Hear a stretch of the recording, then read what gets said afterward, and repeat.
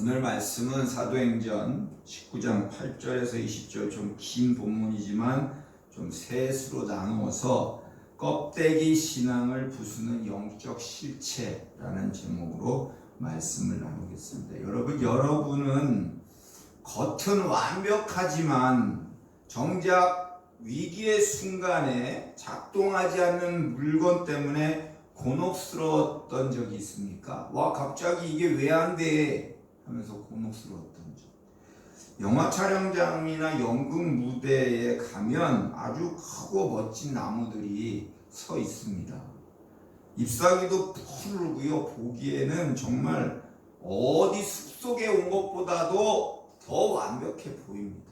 그러나 그 나무들은 촬영이 끝나고 나면 인부 몇 사람이 와서 아주 가볍게 들어 옮길 수가 있습니다.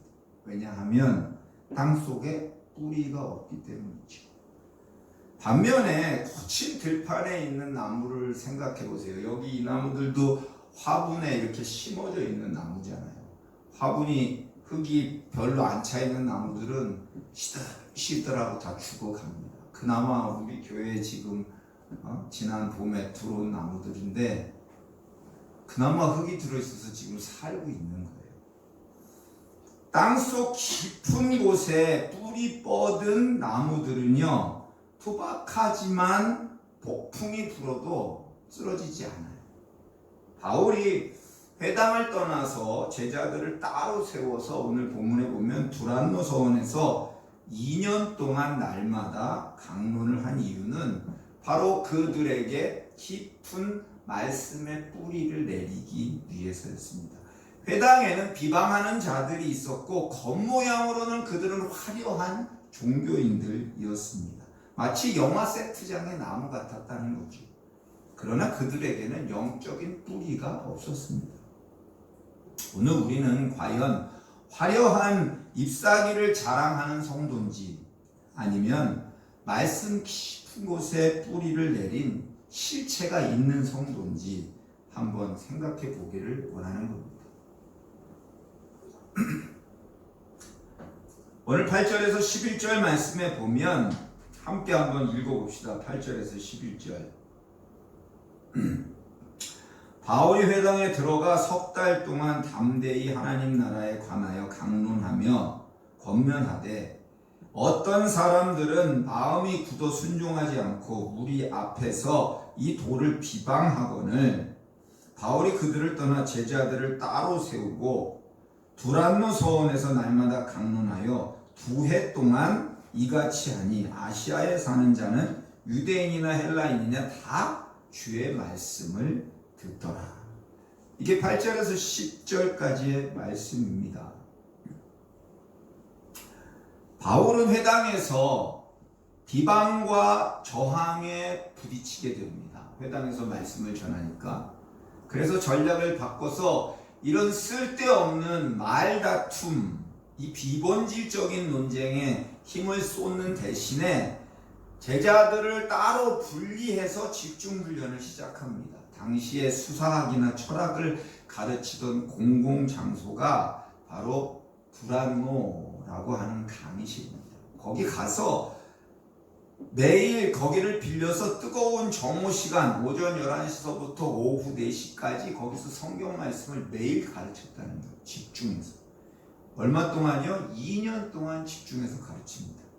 그래서 그 2년 동안 가르친 그 사역의 열매가 뭐냐면 에베소를 넘어서 전 세계를 복음화시키는데 영적인 일부분의 역할을 하게 되는 겁니다.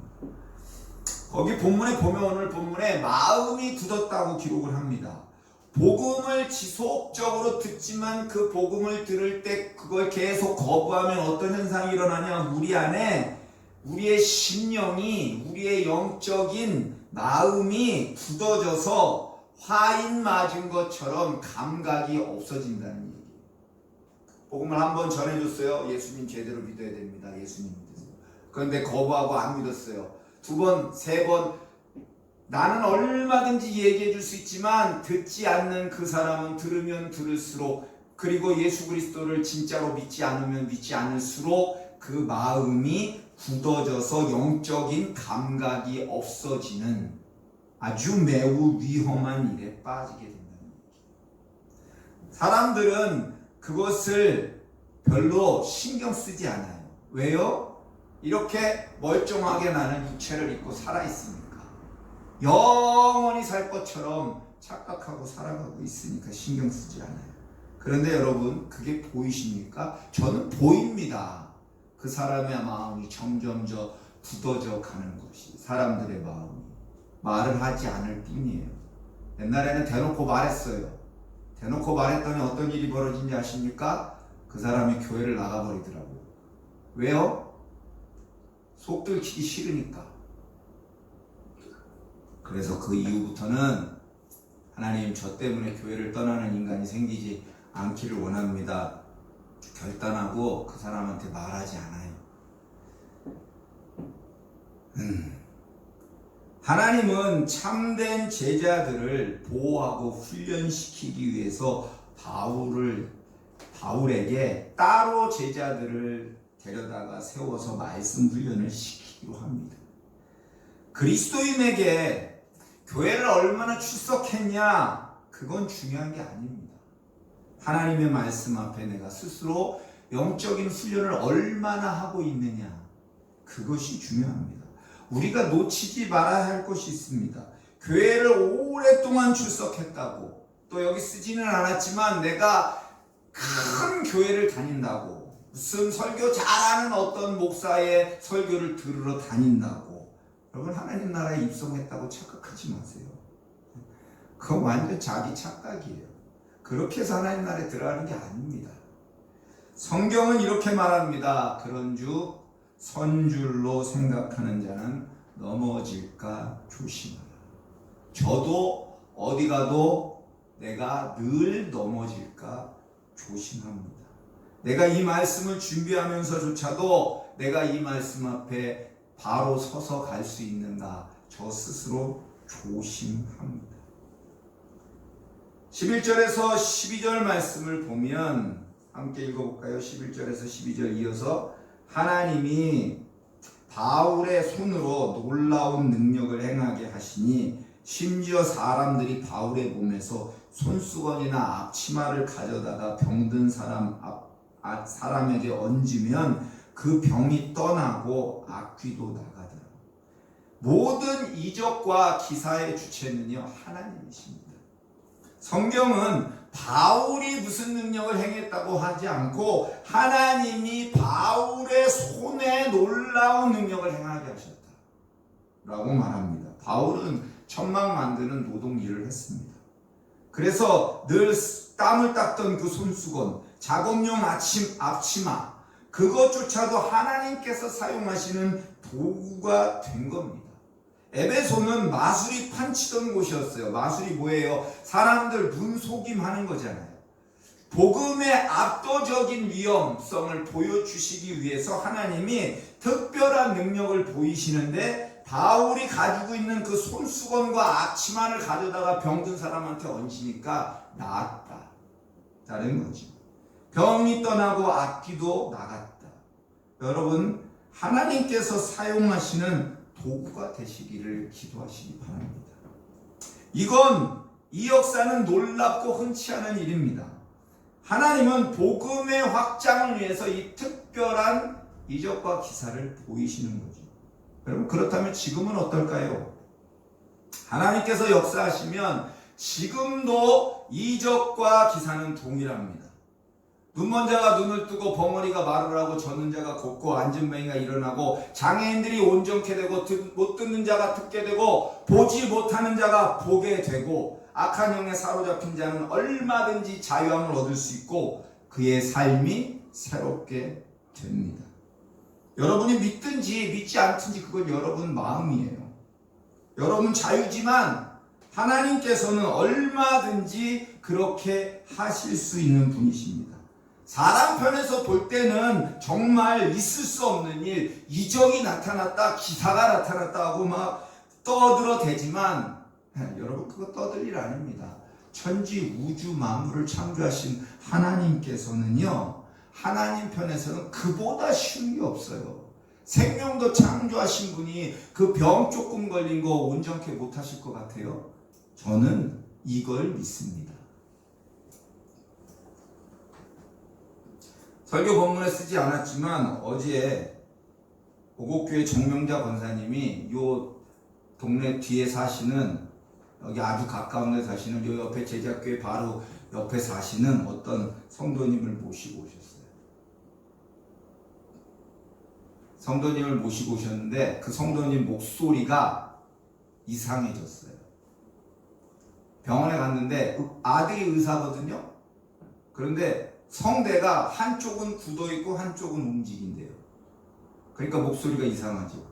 저는 처음 들어서 그 목소리가 원래 그렇게 쉰 목소리인 줄 알았더니 원래 목소리는 그렇지 않대요. 그래서 같이 얘기를 하고 그리고 기도를 해줬어요.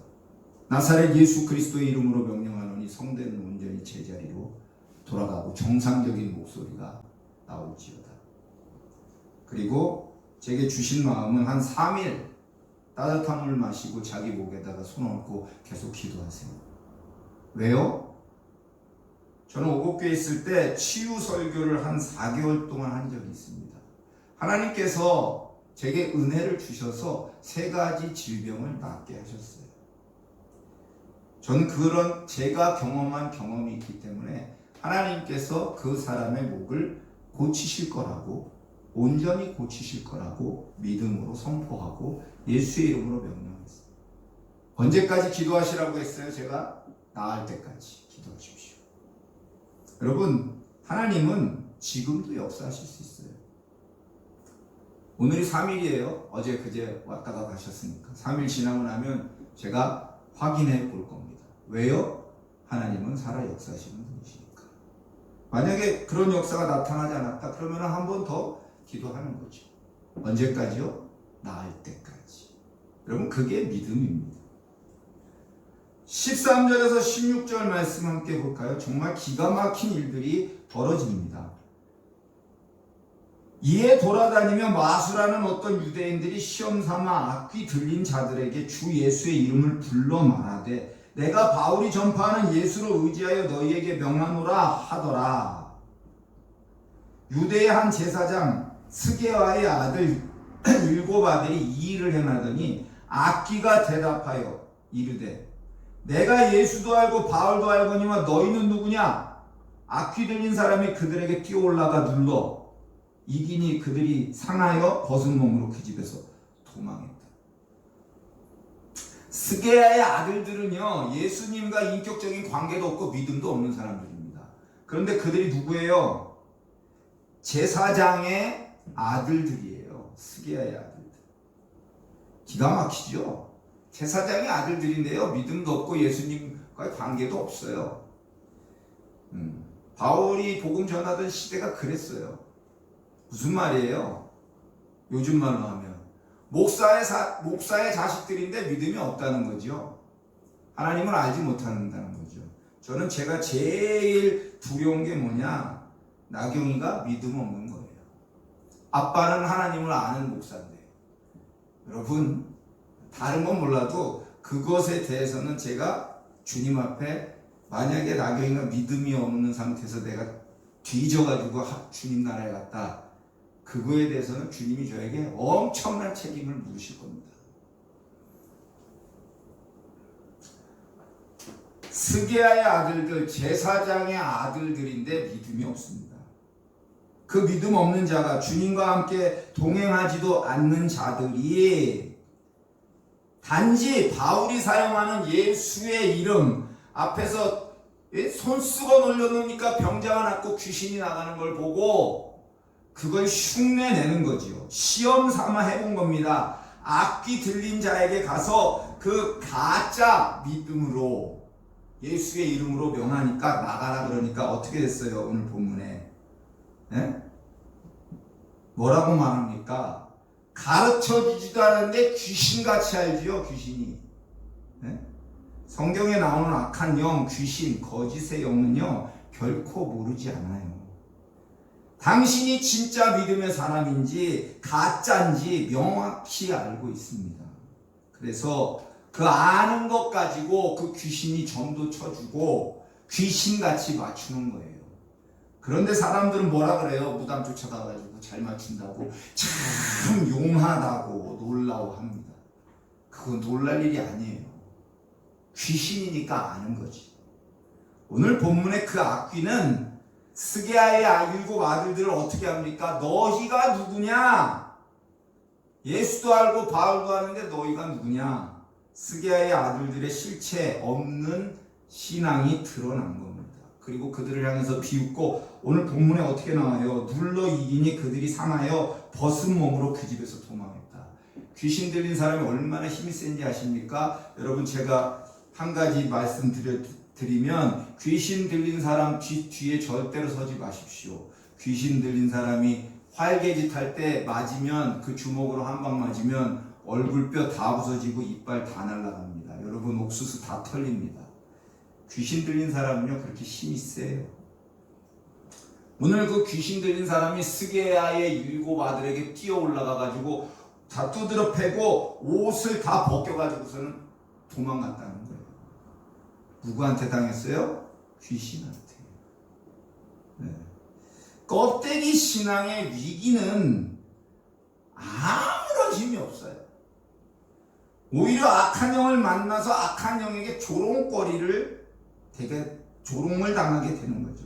여러분 눈에 세상에 하나님 없이도 너무 잘 살고 권세가 있고 남부러울 것 없는 모습으로 떵떵거리고 사람들 앞에서 거들먹 피우고 자랑하고 군림하고 살고 있는, 세계에서 100대 기업에 들고 수십조 달러가 자산이어서 돈을 셀 수 없는 사람이 부럽습니까? 여러분, 하지만 그가 믿음의 주요 온전케 하시는 예수를 바라보지 않는다면 그 모든 건 헛된 겁니다. 그리고 그의 인생 끝에는요 심판과 멸망이 기다리고 있어요. 그 끝은 결코 가서도 안 될 끔찍한 곳입니다. 하지만 진짜 믿음의 사람은 그렇지가 않아요. 악한 영이 손가락 하나도 건들지 못합니다. 성령의 능력이 그 믿음의 사람과 함께 하시고 능력의 도구로 사용하시기 때문이죠. 시험 삼아 해봤다는 거예요. 하나님을 경외하는 마음도 없이 호기심으로 예수의 이름으로 해봤다는 거예요. 스게의 아들들이 그렇게 했다는 거죠. 그러나 귀신도 압니다. 악귀도 압니다. 유명인사, 정말 귀신에게 먹히는 이름은 오직 예수 그리스도와 그분께 속한 사람들밖에 없습니다.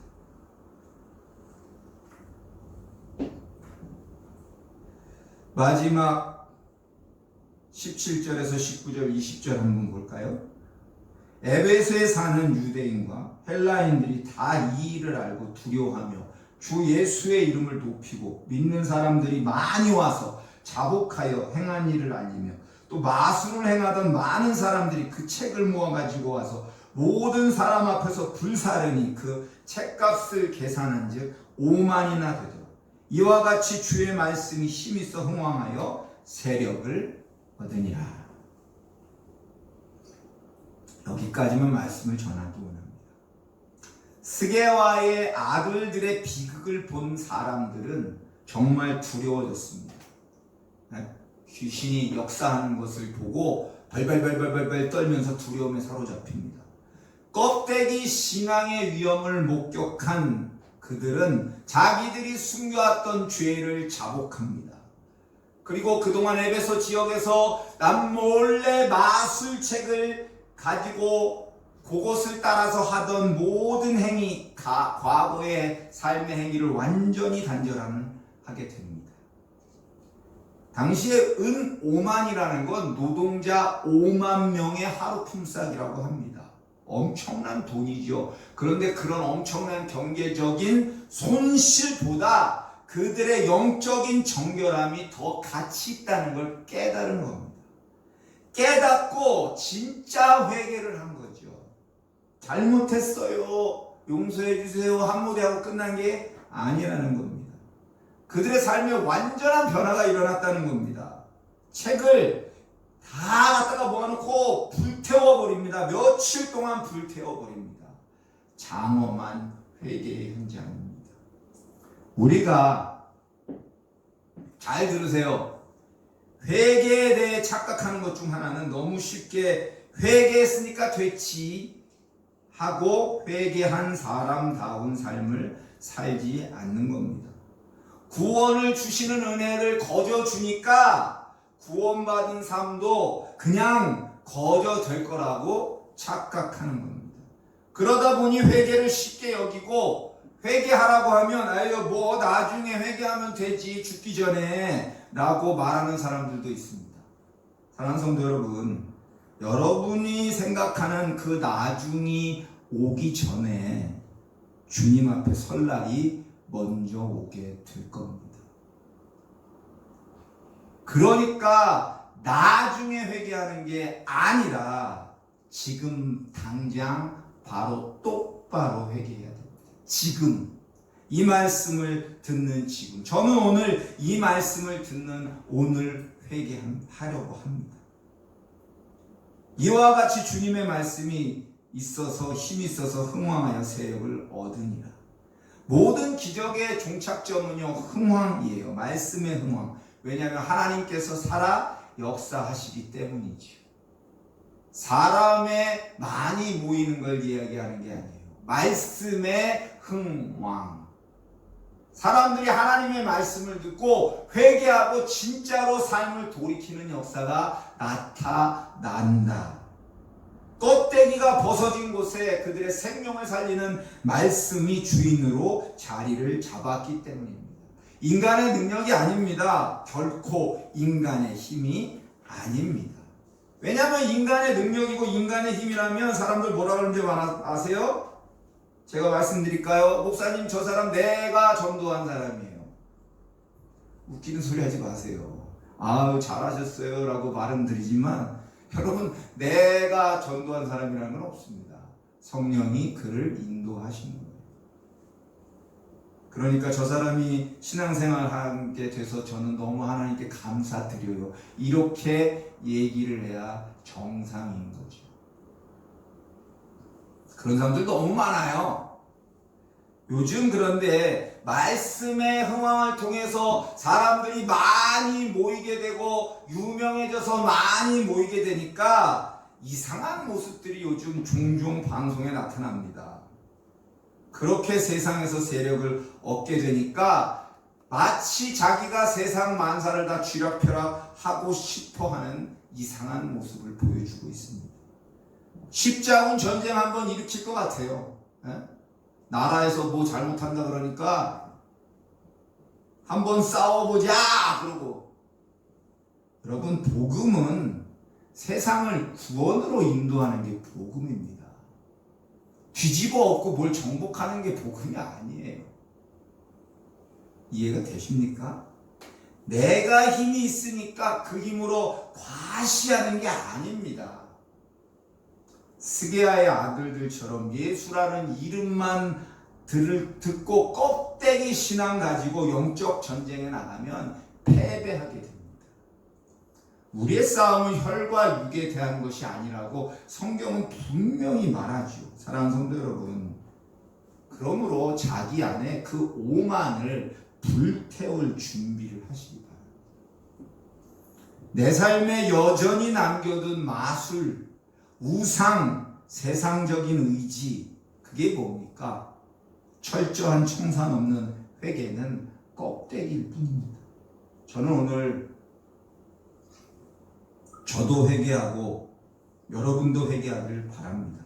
성령의 불이 내려서 내 안에 깊숙한 곳까지 다 불태워버리시고 세상에 휘둘리지 않고 하나님이 가라 하시는 그 방향을 향해서 가는 한 사람, 이리저리 헤매지 않고 여기가 좋을까 저기가 좋을까 돌아보지 않고 좌로나 우로나 치우치지 않고 다른 누구는 둘째치고 저 한 사람만이라도 진짜 똑바로 예수 믿고 제대로 믿음 생활하는 믿음의 사람으로 살기를 원합니다.